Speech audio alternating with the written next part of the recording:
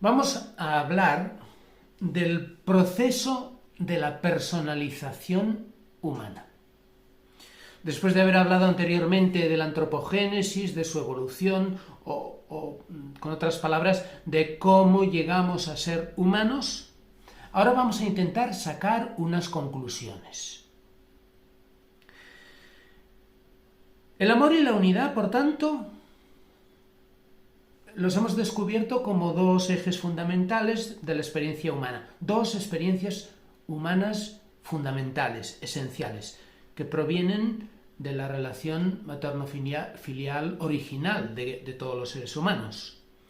Asumiendo las frustraciones, el dolor, son las condiciones de personalización humana, son las dos grandes referencias, la unidad y el amor. Rigen el desarrollo de lo humano y su realización o su no realización. Es fundamental la etapa prenatal, que continúa en el primer año de vida, donde se fija la personalidad individual, fruto de una síntesis de genética, condiciones físicas y psíquicas recibidas de la herencia familiar, y del ambiente, primeras interacciones con el medio. En ese primer momento se genera un patrón de conducta definido primariamente como un temperamento recibido en relación con el medio. Y esto se modela como un carácter. Con la influencia del ambiente se modela el carácter. Este carácter responde a una tipología que perdura toda la vida y que puede condicionar en mayor o menor medida la historia personal. En los años posteriores irán apareciendo nuevas circunstancias ambientales que puedan ir modelando el carácter y aparece de manera progresiva el libre albedrío que a su vez puede influir sobre la personalidad de manera importante.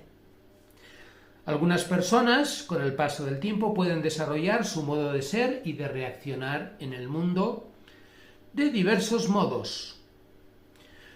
A veces de manera muy distinta al patrón de conducta que recibieron en el origen, en virtud de las nuevas circunstancias ambientales y de la libertad personal.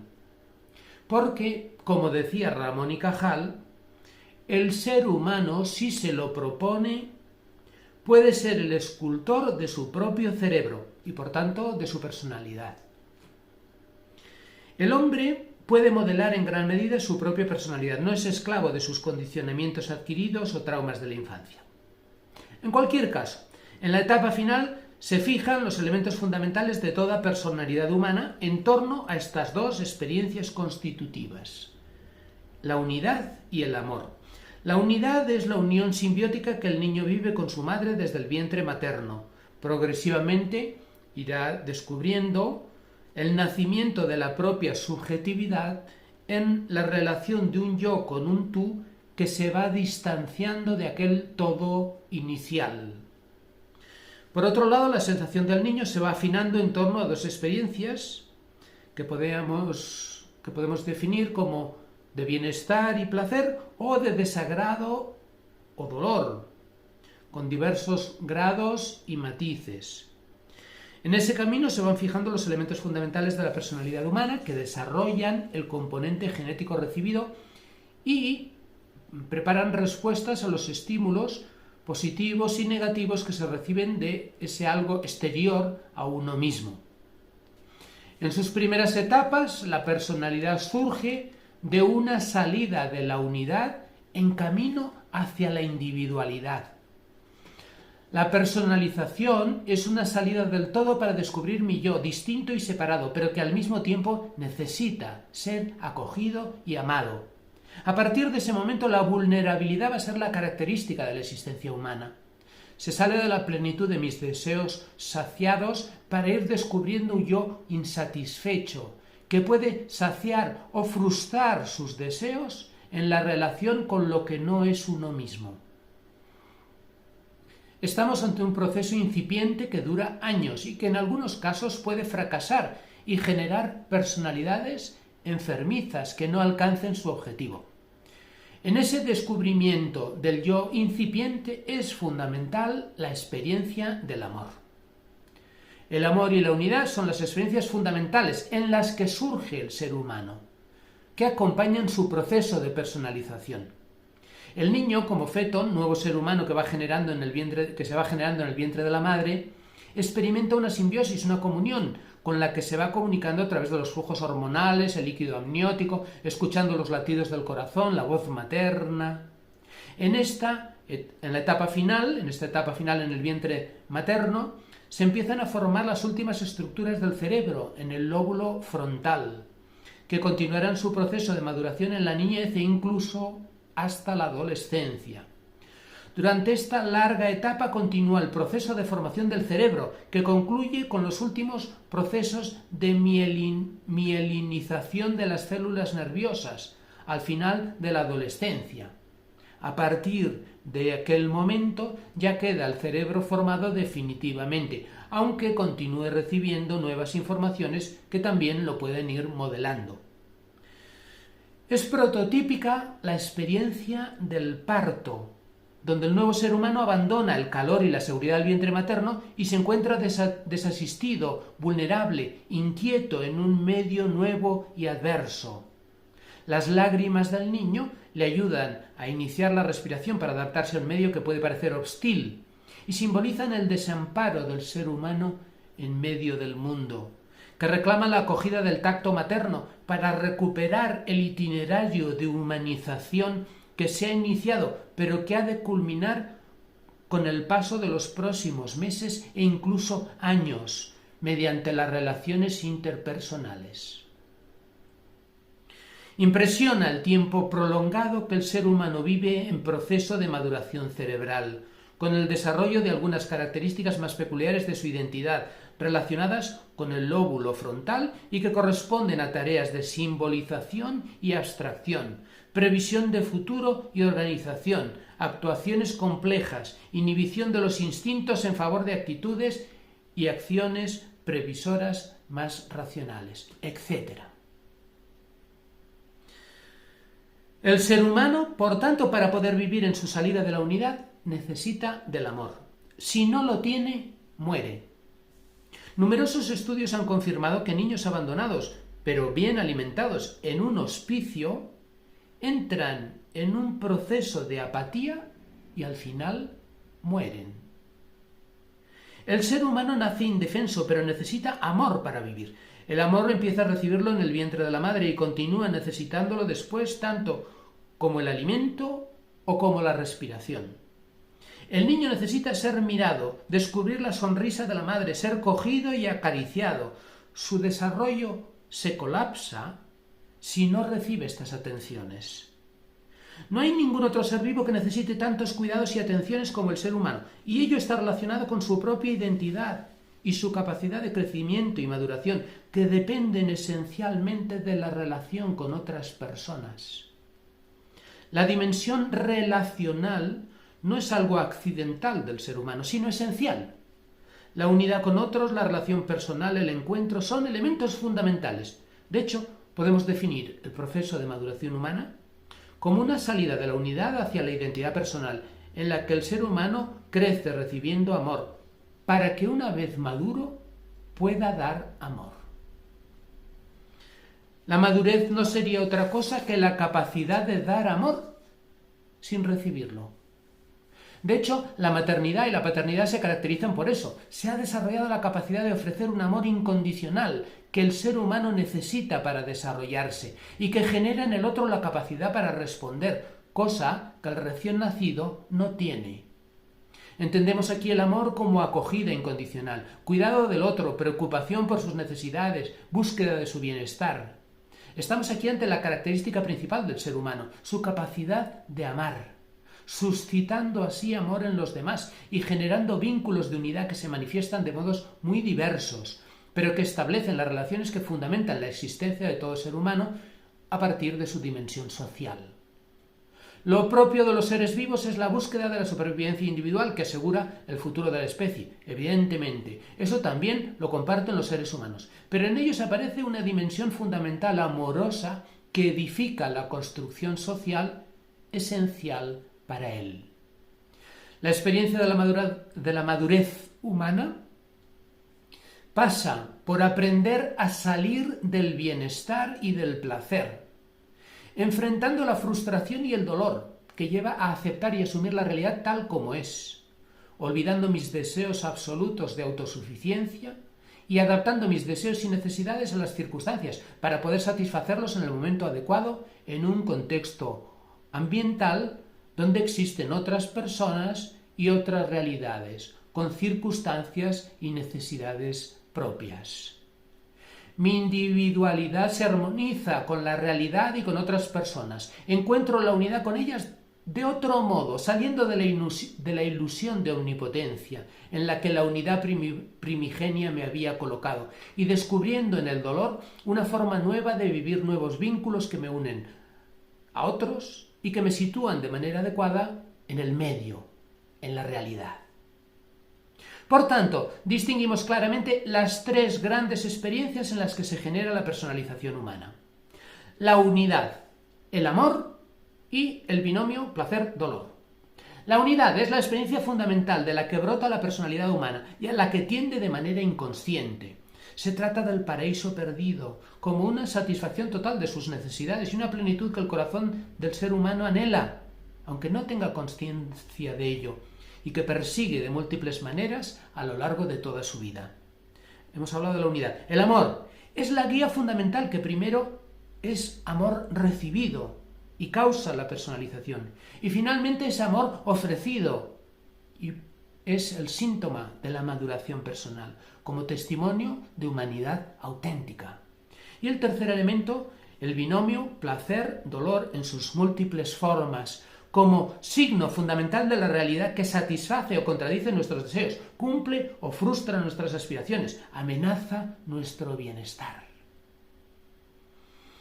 Es la realidad como afirmación o contradicción a nuestros anhelos de plenitud y satisfacción.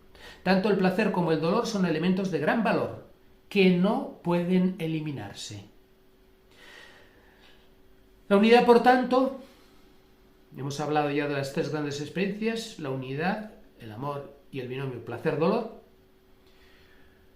Volvemos sobre la unidad. La unidad es uno de los principios fundamentales del ser humano. Tradicionalmente se hablaba de la unidad cuerpo-alma, materia-espíritu, que ha sido un problema fundamental de la filosofía.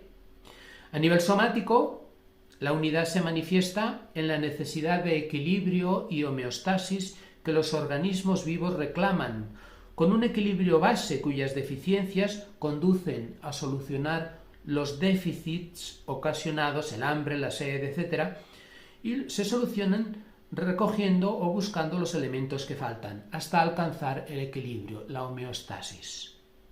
Se solucionan así las necesidades individuales, recibiendo lo que le faltaba. La unidad, por tanto, es una experiencia interna del ser humano, pero también es una experiencia externa de relación con los demás, como constitutivo de la personalidad específicamente humana,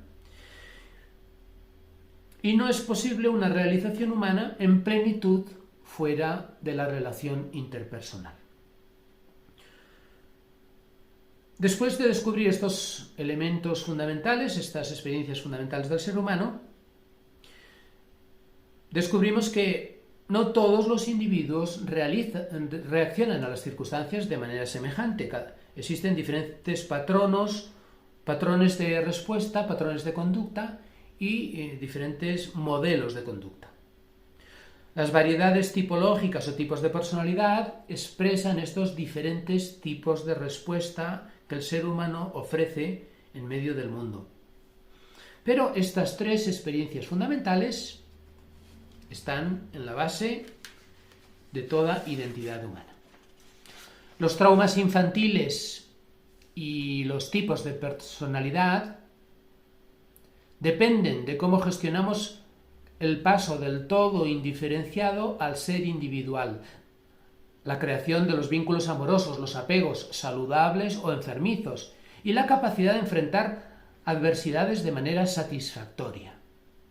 Si el ser humano tiene experiencias traumáticas o negativas en su salida hacia el exterior, desarrollará actitudes de introversión, que son formas de supervivencia de su ser vulnerable frente a lo que experimenta como agresiones del medio. Así se desarrolla el eje fundamental de la personalidad de la introversión o extroversión o extraversión.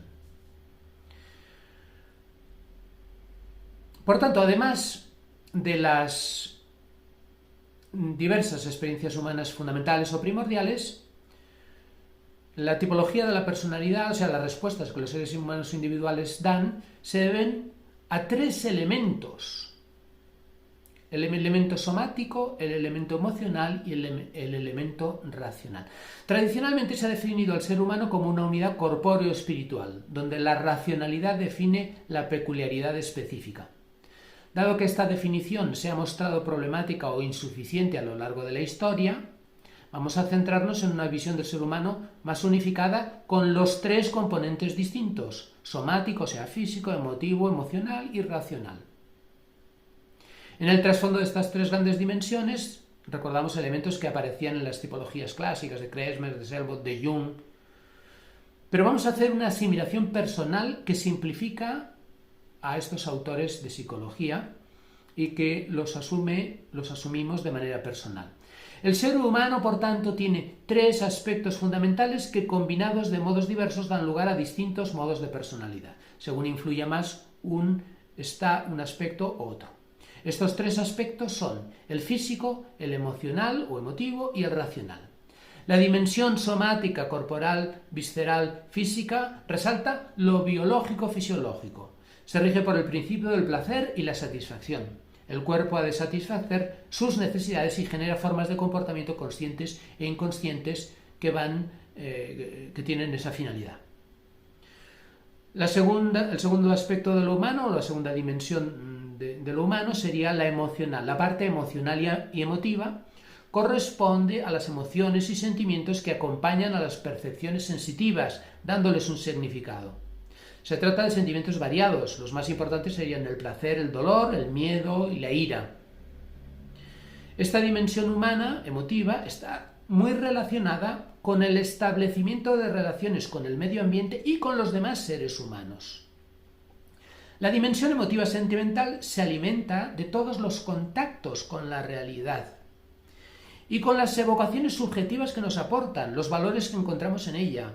De manera especialmente importante se atiende a las relaciones humanas y a la dimensión social, ya que la dimensión relacional es fundamental, que es la que nos lleva a suscitar o corresponder al amor, a establecer vínculos con otros seres humanos. Todo esto es fundamental para la supervivencia de la especie. Las emociones ayudan a dar y recibir amor, pero también están en la base de todas las experiencias humanas, de la percepción, del conocimiento, de los recuerdos, de las previsiones, etc. Tienen un papel fundamental para la supervivencia, para identificar las amenazas y huir de ellas o combatirlas. El miedo, por ejemplo. Por otro lado, mediante el apego, ya hemos visto que el niño recibe el amor incondicional que necesita para vivir y madurar, aportándole seguridad que le capacita para asumir los estímulos que recibe en nuevos procesos de aprendizaje en relación con el mundo, con la realidad. El conocimiento que el niño va asumiendo tiene un componente emocional fundamental. La salida de la dependencia emotiva con el apego guía el proceso de maduración y le conduce a la realidad. Hemos hablado de la dimensión somática, de la dimensión emocional, hablemos un poco de la dimensión racional. La dimensión racional se rige por el criterio de la razón, el juicio crítico, la eficacia, la causalidad. Se trata, como hemos dicho, de una dimensión fundamental, que es lo que tradicionalmente caracterizaba propiamente al ser humano, pero que hemos visto que no puede disociarse de las dos anteriores, ya que caería en un abismo idealista, como una idealización de lo racional, que no responde al ser humano, a la naturaleza del ser humano, donde estas componentes están íntimamente mezcladas. El desarrollo de la razón, vinculado a los otros elementos, es el ámbito de la libertad humana, de la espiritualidad, descubriendo los espacios de la moralidad, como profundas experiencias en la interioridad que permiten descubrir la verdad como experiencia interior. La racionalidad tiende a buscar leyes y normas que rigen lo real, las causas y los efectos, y conseguir una eficacia en los actos y una capacidad para prever el futuro. La racionalidad es lo más específicamente humano, pero unido a las dos dimensiones anteriores. De hecho, en el ser humano la dimensión racional es lo último que se desarrolla en el lóbulo frontal del cerebro, que es, como hemos dicho antes, lo último que se acaba de desarrollar y madurar física y biológicamente. A nivel psicológico, la madurez depende de la superación saludable de las distintas etapas de crecimiento y progreso, de la realización exitosa de las experiencias cognitivas de conocimiento y emocionales, de emociones correspondientes. En este campo son fundamentales las experiencias humanas realizadas en el uso de la libertad, del libre albedrío. El desarrollo cerebral acaba en la adolescencia, pero el aprendizaje y los dinamismos que derivan del mismo se alargan toda la vida. Por tanto, estas tres dimensiones, física, emocional y racional, tienen que armonizarse en el ser humano y también responder al criterio general de la necesaria experiencia de amor y de unidad de lo humano. En función del predominio de una o de otra de estas dimensiones, surgirán las diferencias tipológicas, si predomina lo físico, lo emocional o lo racional. El ser humano se modela a sí mismo con el uso de su libertad, en función de las experiencias humanas realizadas o en la ausencia o fracaso de las mismas. La personalidad fija su patrón básico de funcionamiento en el vientre intrauterino y el primer año de vida y continúa madurando con el conjunto del sistema cerebral y nervioso hasta la adolescencia. Pero los nuevos conocimientos y experiencias vividas continuarán modelando la conducta del ser humano, que mantendrá toda la vida su patrón conductual inicial, incluso los traumas de la infancia, pero cuya forma final y definitiva de personalidad puede quedar modelada y transformada por el ser humano en el uso de su libertad. El ser humano puede progresar y evolucionar, superando sus condicionamientos genéticos y de la primera edad, mediante nuevas influencias ambientales que puede acoger y gestos y actitudes generados por el uso de su propia libertad, que pueden modificar los condicionamientos adquiridos. Las peculiaridades del ser humano capacitan esta posibilidad de cambio y superación al máximo, mientras que en otros animales esta posibilidad es muy escasa o inexistente. El ser humano no es simplemente lo que ha recibido como herencia genética o influencia ambiental, sino también tiene una capacidad de actuar sobre sí mismo. No importa tanto lo que recibimos, sino lo que hacemos con lo que hemos recibido, la interpretación que damos a esto y las acciones que aplicamos a ello. Por tanto, hay dos pasos en el camino de liberación de nuestros condicionamientos, ambos nacidos del libre albedrío del ser humano. Uno es el conocimiento, el otro es la acción. El hombre se transforma a sí mismo y deja de ser esclavo de las condiciones recibidas por el conocimiento y por la acción. Somos en función de lo que conocemos y en función de lo que hacemos de nuestras acciones. Tanto el conocimiento como la acción son experiencias humanas personales que dependen de nuestro ser, pero que también modifican nuestro ser. El ser humano está condicionado, pero no es un ser determinado por la genética y el ambiente, sino que tiene una gran capacidad de actuar sobre sí mismo y sobre el ambiente en que vive, modificando ambos y poniéndolos al servicio de un fin. Este fin puede ser el de la propia supervivencia o bienestar, pero también puede orientarse a fines distintos fabricados por él. Estamos ante la característica más profunda y específicamente humana.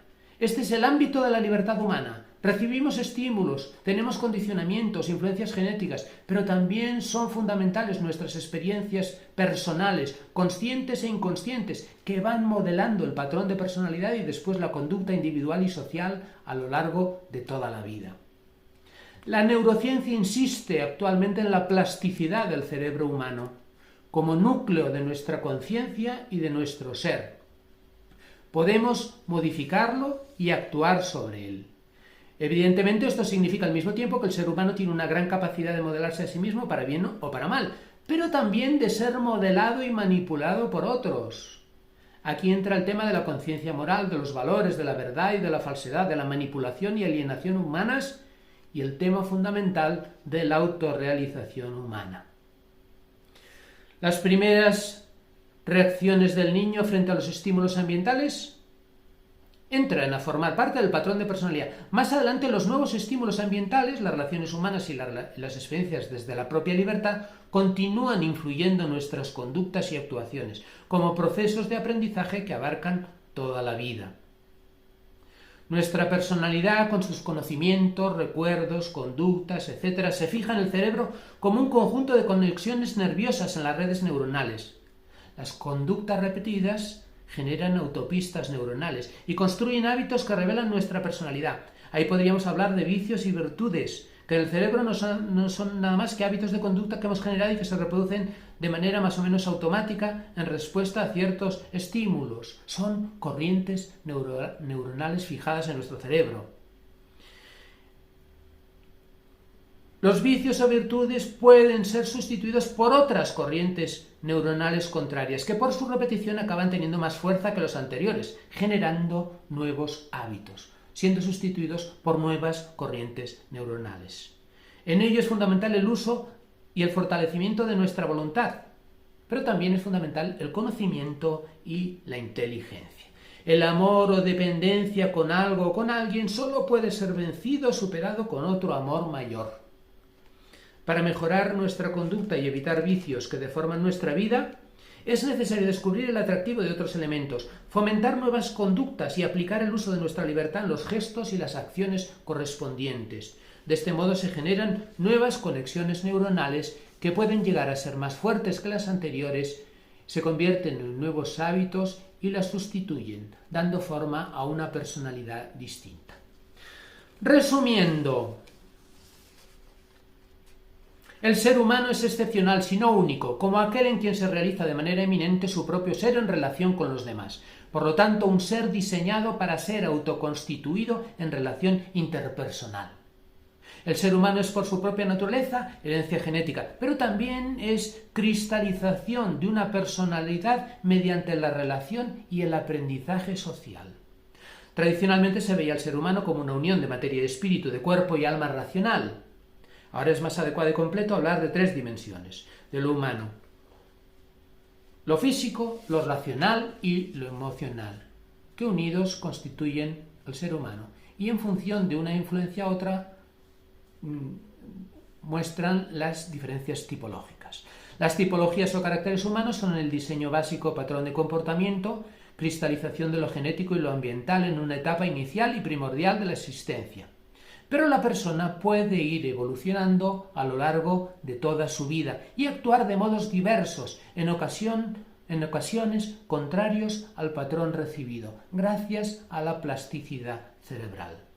La estructura general del ser humano se origina en una experiencia fundamental de unión simbiótica con la madre, desde la cual se genera una entidad autónoma que empieza a percibir sus propias sensaciones y percepciones. La experiencia humana fundamental de vínculo esencial con la madre está en el origen del ser humano, y el proceso de alejamiento y ruptura de esta unidad más o menos traumática orienta el proceso de la personalización humana. El psicoanálisis insiste en la importancia en este proceso de la figura paterna, que ayuda a salir de la unidad simbiótica y conduce hacia la realidad, al conocimiento del mundo y a la actuación respecto a las cosas. La frustración se descubre a lo largo del proceso de lo humano como elemento característico del crecimiento y el progreso personal que acompaña todas las etapas y cuya resolución define la dinámica personal. La frustración no es algo a evitar, sino a superar. Intentar rehuir el dolor y la frustración es síntoma de dinámicas que pervierten la madurez personal, mientras que la capacidad de afrontarlas y superarlas es el camino de la autorrealización personal. El amor, la unidad y la respuesta ante el dolor son las experiencias humanas fundamentales que acompañan el proceso de la personalización humana, condicionando la personalidad individual de un ser humano, que desde su libertad también puede modelarse a sí mismo, en camino de alienación o de autorrealización. La madurez humana se distingue por la doble capacidad de trabajar en el mundo y de amar. Son los dos tipos de actos humanos que lo definen: su actuación sobre la realidad y su relación con los demás. La experiencia humana del amor es una realidad muy compleja que toca los elementos nucleares de la personalidad humana y que frecuentemente se presenta con muchas deformaciones. no se puede dar por supuesta, ya que reclama una madurez humana y espiritual.